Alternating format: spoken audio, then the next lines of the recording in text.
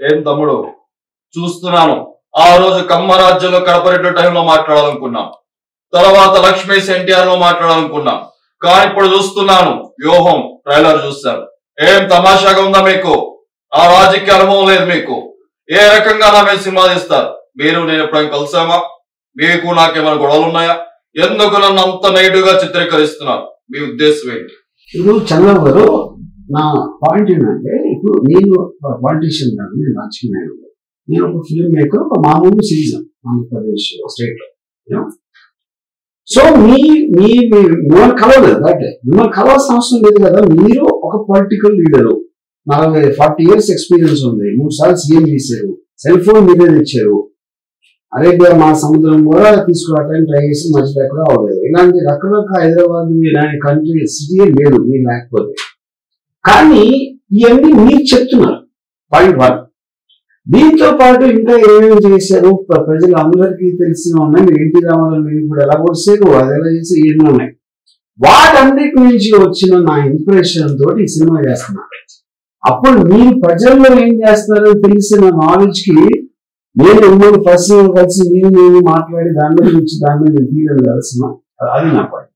అలా కాదు, మీరు ఆ మాదిరిగా చూస్తే జగన్మోహన్ రెడ్డి గారి దగ్గర ఎంత ప్యాకేజ్ తీసుకున్నారు చెప్పండి, మేము అదే ప్యాకేజ్ ఇస్తాము, మమ్మల్ని హైలైట్ గా సినిమా తీయండి. మీరు సార్ మీరు నమ్మకపోయిన ప్యాకేజ్ కోసం, ఎందుకంటే ప్యాకేజ్ అనేది ఇప్పుడు నేను అలాగూ చెప్తే మీరు ఆల్రెడీ ఫిక్స్ అయిపోయారు కాబట్టి మీరు నమ్మరు.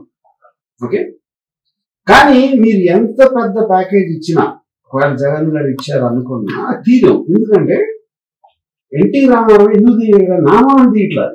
ఎన్టీ రామారావు గారు కొన్న క్యారెక్టర్ ని పోర్ట్రే చేయటంలో అక్కడ జరిగిన దాంట్లో దాని మూలాన్ని తీయగలిగా. సిమిలర్ గా నేను ఇప్పుడు జగన్ గారిని పాజిటివ్ గా చూపిస్తున్నానని మీరు అనుకుంటే అది నాకు జగన్ గారికి ఇంప్రెషన్, నేను దాన్ని ఎప్పుడు దాయి. ఓకే, సో మిమ్మల్ని హీరోగా పెట్టి సినిమా తీయటం అనేది ప్రపంచంలో స్టీవెన్ స్పీల్బర్గ్, జేమ్స్ కెమెరాన్ వల్ల కూడా అవ్వదు. ఎందుకంటే మీరు ఉన్నదే వినది మొత్తం మీరు, అందుకని నేను కానీ ఎవరు కానీ మీ మీద సినిమా తీయలేదు. కరెక్ట్ గా మీరు ఎలక్షన్ మూమెంట్ లోనే సినిమా రిలీజ్ చేస్తున్నాం, దాని వల్ల నేను చాలా బాధపడుతున్నా. మరి తర్వాత చూస్తే నా కొడుకుని చాలా కామెడీగా చూపిస్తున్నారు. ఇది ఎంత వరకు కరెక్ట్ అని అడుగుతున్నాను ఈ రోజు. సో ఇప్పుడు ఎలక్షన్ తీయడం లేదండి, సినిమా తీసిందే ఎలక్షన్ అప్పుడు హాట్ టాపిక్ గా ఉంటది. అందరూ మీరు కానీ మీ ప్రత్యర్థులు కానీ ఎవరైనా కానీ ఉంటారు, న్యూస్ లో ఉంటారు కాబట్టి దానికోసమే తీయడం జరిగింది. అప్పుడు ఎలక్షన్ ముందు చేస్తున్నారు అనే దాంట్లో అర్థం ఉంది. ఇకపోతే మీ కొడుకు కామెడీని చూపెడుతున్నాను అని మీరు అంటే, కామెడీని చూపెట్టకపోతే ఇంకా చూపెడతారు ఎవరైనా? మీరు చెప్పండి. అది మీరు చెప్పగలిగితే నేను చంద్రబాబు నాయుడు ఫిల్మ్ ఇన్స్టిట్యూట్ లో వచ్చి నేను మళ్ళీ నేర్చుకోవడానికి ట్రై చేస్తాను. మీరు ప్రయత్నం చేయండి. తదుపరి మీకు ఒకటే చెప్తున్నాను వార్నింగ్, రాబోయే ఎలక్షన్ నేనే గెలుస్తాను. అప్పుడు చూస్తాను. మీకు ముంబై మాఫియా ఉండొచ్చు, దావుద్ ఇబ్రహీం ఉండొచ్చు, కానీ రాబోయే ఎలక్షన్స్ లో విజయం వచ్చిన తర్వాత అప్పుడు చూద్దాం తమ్ముడు.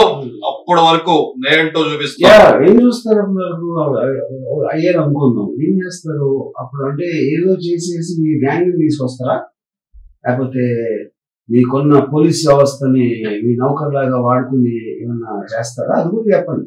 నేను గెలిచాక చూపిస్తాను నేనేంటాను. Okay, thank you sir.